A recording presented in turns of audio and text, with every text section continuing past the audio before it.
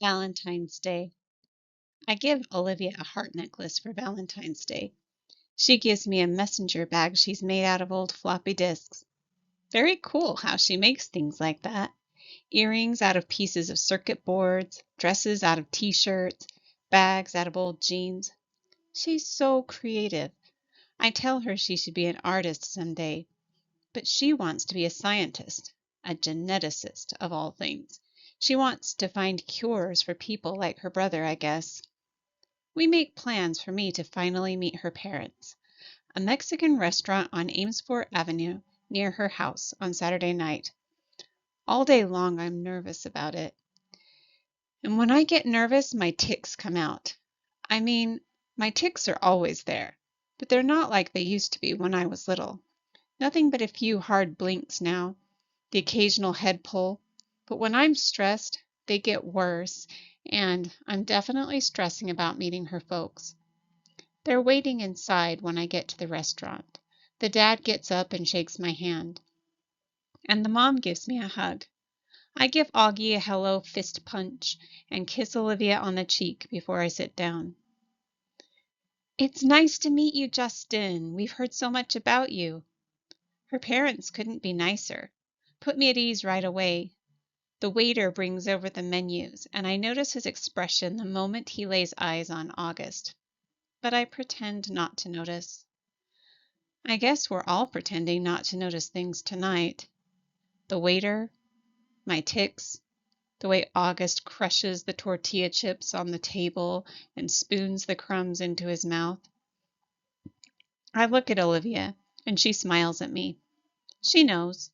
She sees the waiter's face. She sees my tics. Olivia is a girl who sees everything. We spend the entire dinner talking and laughing. Olivia's parents ask me about my music, how I got into the fiddle and stuff like that. And I tell them about how I used to play classical violin, but I got into Appalachian folk music and then Zydeco, and they're listening to every word like they're really interested.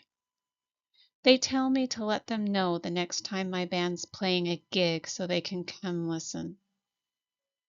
I'm not used to all the attention, to be truthful. My parents don't have a clue about what to do with my life. They never ask.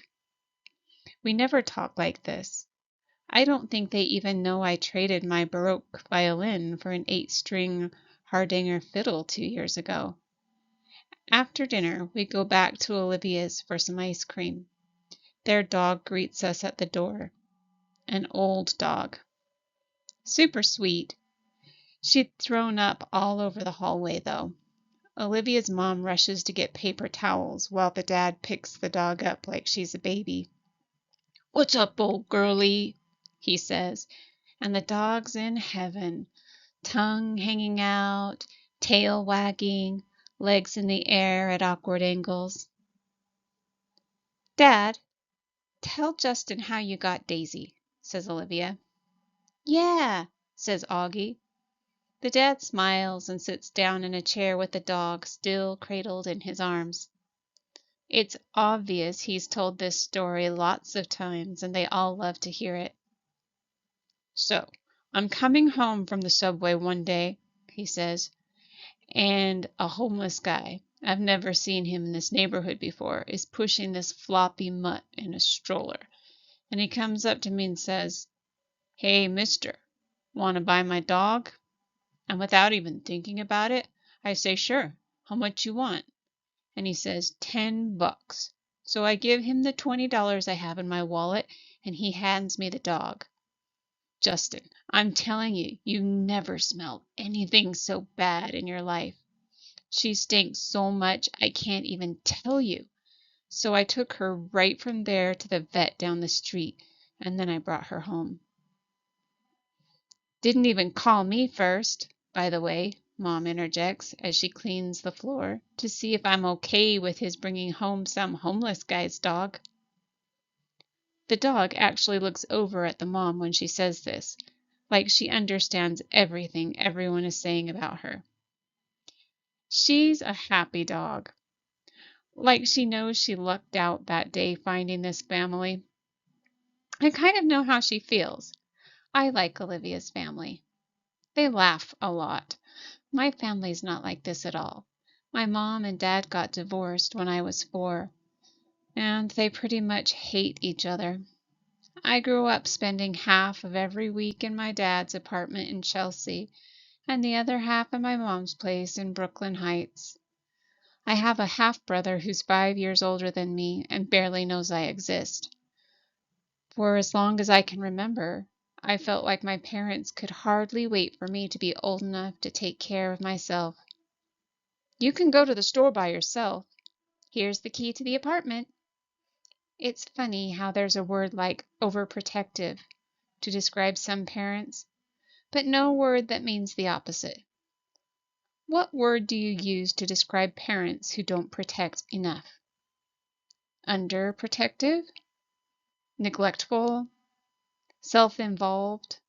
Lame? All of the above? Olivia's family tell each other, "I love you," all the time. I can't remember the last time anyone in my family said that to me. By the time I go home, my tics have all stopped. Our Town. We're doing the play Our Town for the spring show this year. Olivia dares me to try out for the lead role, the stage manager.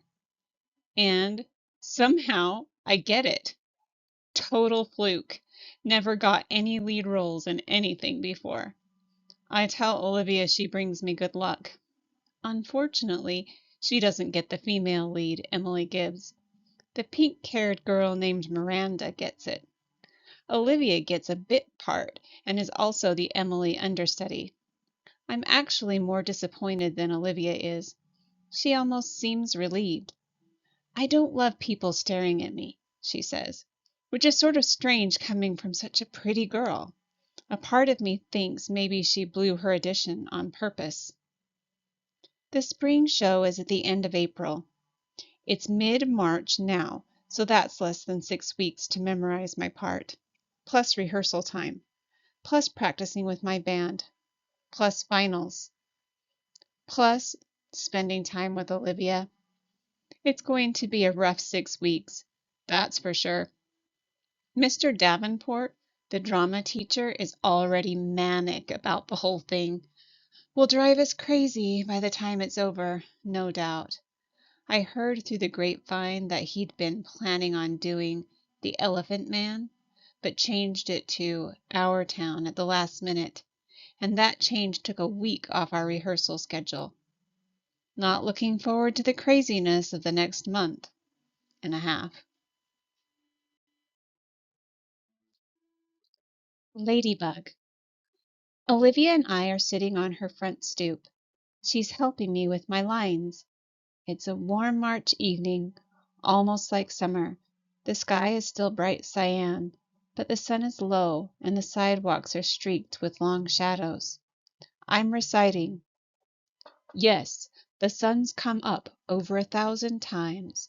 Summers and winters have cracked the mountains a little bit more, and the rains have brought down some of the dirt. Some babies that weren't even born before have begun talking regular sentences already. And a number of people who thought they were right young and spry have noticed they can't bound up a flight of stairs like they used to without their heart fluttering a little." I shake my head. Can't remember the rest. "All of that can happen in 1,000 days," Olivia prompts me, reading from the script. Right, I say, shaking my head. I sigh. I'm wiped, Olivia. How the heck am I going to remember all these lines? "You will," she answers confidently. She reaches out and cups her hands over a ladybug that appears out of nowhere. "See? A good luck sign," she says, slowly lifting her top hand to reveal the ladybug walking on the palm of her other hand. "Good luck, or just the hot weather," I joke. "Of course good luck," she answers, watching the ladybug crawl up her wrist. There should be a thing about making a wish on a ladybug. Augie and I used to do that with fireflies when we were little. She cups her hand over the ladybug again. Come on, make a wish. Close your eyes. I dutifully close my eyes. A long second passes. Then I open them. Did you make a wish? She asks. Yep. She smiles, uncups her hands, and the ladybug, as if on cue, spreads its wings and flits away. Don't you want to know what I wished for? I ask, kissing her.